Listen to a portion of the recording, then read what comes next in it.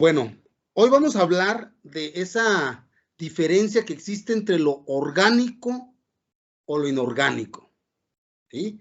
De manera natural, nosotros podemos pensar que lo orgánico es aquello que es blando, que es suave, ¿no? Así suena la palabra. La palabra orgánico suena a suave, a blando.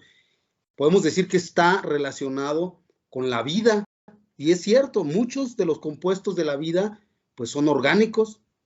La palabra inorgánica nos puede sonar también a duro, arenoso, a roca, ¿no? Yo creo que todos nos trae a la mente eso cuando hablamos de inorgánico. Y tiene cierta razón, porque la mayoría de las rocas, pues son inorgánicas. ¿Sí?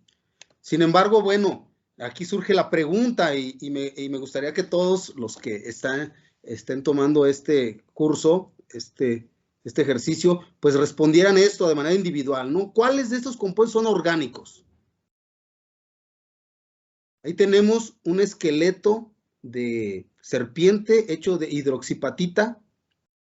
¿Será orgánico? ¿Será inorgánico? Es Ahí eso. tenemos carbón bituminoso, es el carbón mineral, es el carbón que usan las industrias para obtener energía. Y la pregunta es esa, ¿no? ¿Es orgánico? ¿Es inorgánico? Tenemos el aceite mineral, ¿sí? ¿Orgánico? ¿Inorgánico? Bajo ese pensamiento de si es suave o duro, pues pudiéramos identificar los materiales, ¿no? También este es el conocidísimo teflón, es un material presente en la mayoría de las cocinas del mundo. Es un material que se encontró, vamos a decir, se encontró por azar, se andaba buscando un sustituto del freón, y entonces en ese tiempo un investigador de DuPont estaba trabajando con gases freones, que eran los sustitutos para los gases enfriadores, los que dañan la capa de ozono. Acuérdense de Mario Molina y su esfuerzo, ¿no? El protocolo de Montreal para prohibir esos. Entonces DuPont estaba buscando una alternativa, y entonces uno de sus investigadores dio con este material, ¿sí? Por eso es tetrafluoroetileno, tiene el flúor ahí. Y entonces es un material muy estable que no reacciona, no sé, no, por eso lo usamos en los sartenes, no se le pega en algunos equipos de laboratorio, porque es muy difícil que se desintegre, que se corroe, ¿sí? Es muy resistente, orgánico e inorgánico, ¿no? Y aquí tenemos también unos cristales de mentol. La pregunta sería, ¿orgánico o inorgánico?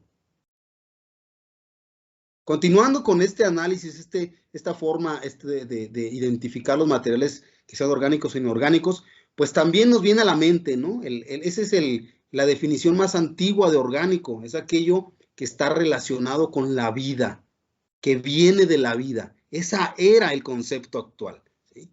Y por otro lado, inorgánico, pues aquello que es inerte, que no está vivo.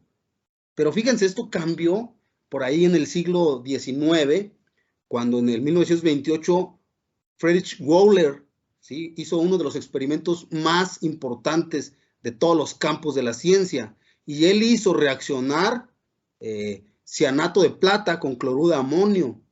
El cianato de plata es una sal, evidentemente inorgánica.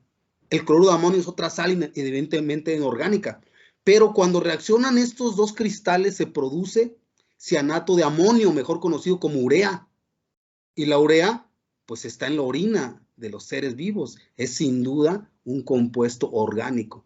Antes de esto se pensaba que todo lo que viene de la vida produce compuestos de la vida, es decir, se creía que lo orgánico producía lo orgánico. Sin embargo, con este experimento, Wöhler demuestra que se pueden obtener compuestos que son originarios de la vida, como es la urea, que está en la orina, repito, se puede obtener de materiales inorgánicos, como es ese cianato de plata y ese cloruro de amonio. Y bueno, como se menciona aquí, este experimento fue la confirmación experimental de que los compuestos orgánicos se pueden sintetizar de inorgánicos. También este experimento fue famoso porque a partir del experimento, fíjense, comienza el estudio de los compuestos orgánicos. Pero esto contrasta mucho con que este experimento pues tumba el concepto clásico del orgánico, que es que proviene de la vida, ¿sí? Entonces, nuevamente pregunto, ¿no? ¿Cuál de estos son orgánicos? Los esqueletos de animales vivos, la hidroxipatita, carbón bituminoso, ¿sí? El carbón que se obtiene en las minas, aceite mineral, que muchas veces es sintetizado de los hidrocarburos, el per-tetrafluoroetileno o teflón, que es totalmente fabricado en laboratorio, es sintetizado totalmente, o los cristales de mentol. ¿Cuáles de estos son orgánicos? ¿No? Es pregunta retórica.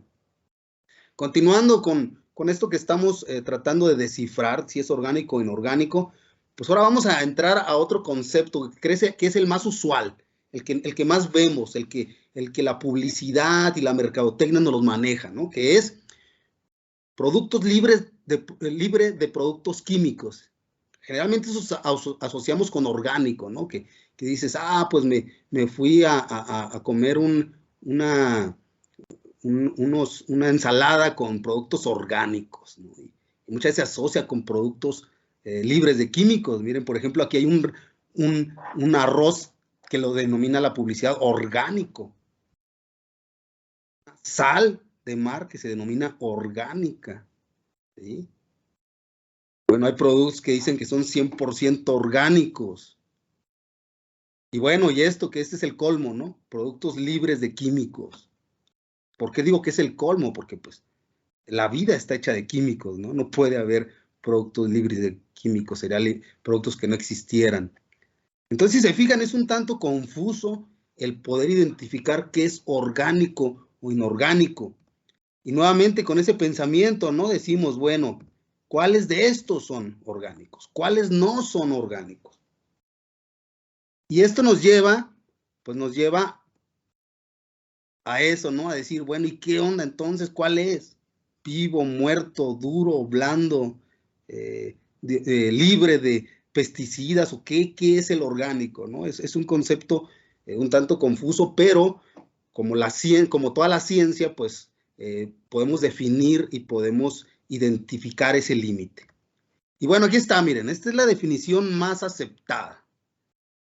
¿Sí? La definición más aceptada es esta, es que los compuestos orgánicos, fíjense, son aquellos que contienen carbono. Por eso la química orgánica es la famosa química del carbono. A menos, esto es lo interesante, que el carbono forme enlaces como los carbonatos, como el carbonato de calcio, a menos que forme enlaces con el oxígeno, como el dióxido de carbono, o a menos que sea monóxido de carbono, también si se fijan es un enlace con el oxígeno, o a menos que con el grupo cianuro, o los carburos de aluminio, carburos de tungsteno, y la lista de excepciones continúa, ¿sí? Entonces, esta información se las paso no con la intención de confundirlos, todo lo contrario, ¿no? De que conozcamos cómo ese concepto ha ido avanzando de manera paralela con la misma ciencia. Entonces llegamos a que el concepto, la definición de este concepto, pues es esta que se presenta aquí, ¿sí? No es una definición tan sencilla, tan simple de entender. Sin embargo, esta es la más aceptada. Pero lo que sí nos estamos dando cuenta, o lo importante de esto, es el carbono, ese elemento, forma cadenas altamente complejas, ¿sí? Que se enlazan unas con otras para la formación de estructuras complejas y diversas que pueden formar en 3 dimensiones.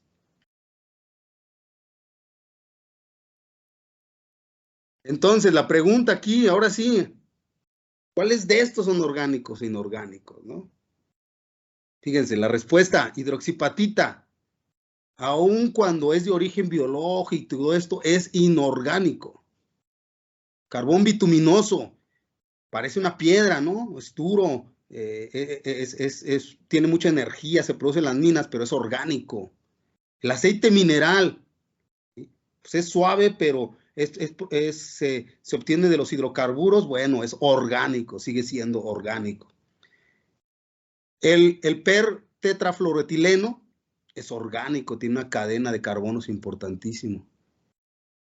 Aquí otros, los cristales de mentol, aun cuando los vemos duros, que parecen, pues ahora sí que minerales, es orgánico, ¿sí? Entonces, esa es la importancia de conocer el concepto de que si es orgánico o inorgánico.